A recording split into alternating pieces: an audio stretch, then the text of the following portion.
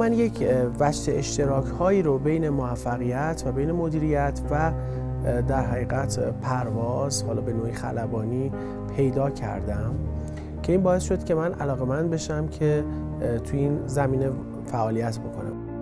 اولین بحث اعتماد به نفسه.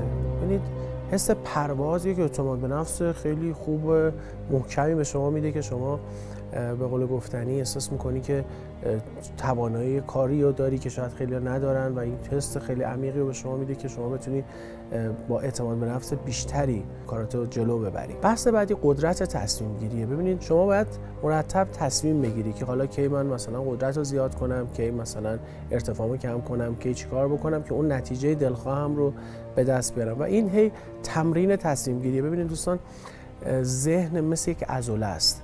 هرچی ازش بیشتر کار بکشی تواناتره. قدرت تصمیم گیری یک عضله است. هرچی بیشتر ازش کار بکشی بهتر عمل میکنه. لذا من با این قدرت تصمیم گیری خودم هم تقویت میکنم که به عنوان مدیر بتونم تصمیمات بهتری هم توی کارم بگیرم. موضوعی که به نظر من توی پرواز نظر من رو به خودش جلب میکنه این هستش که شما همه چیز رو از بالا میبینید.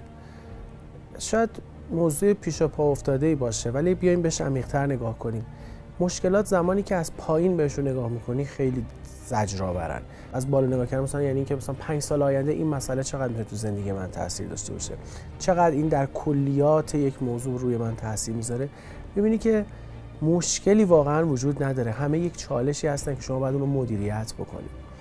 لذا این دید از بالا شاید بتونه توی مدیریت هم به ما کمک بکنه و این چیزی بود که من این درس رو ازش گرفتم. من اعتقاد دارم که پرواز کردن و حالا بحث خلبانی انسان رو باهوشتر میکنه. چرا؟ چون شما باید چندین علم مختلف رو یاد بگیری و اینا رو با هم کمباین کنی، ترکیب کنی. خیلی میتونه باعث بارور شدن ذهن آدم و باعث توسعه ذهنی بشه. لذا این چیزی بود که من واقعا علاقه‌مندم کرد به این موضوع و هر روز این میزان این علاقه در من بیشتر میشه.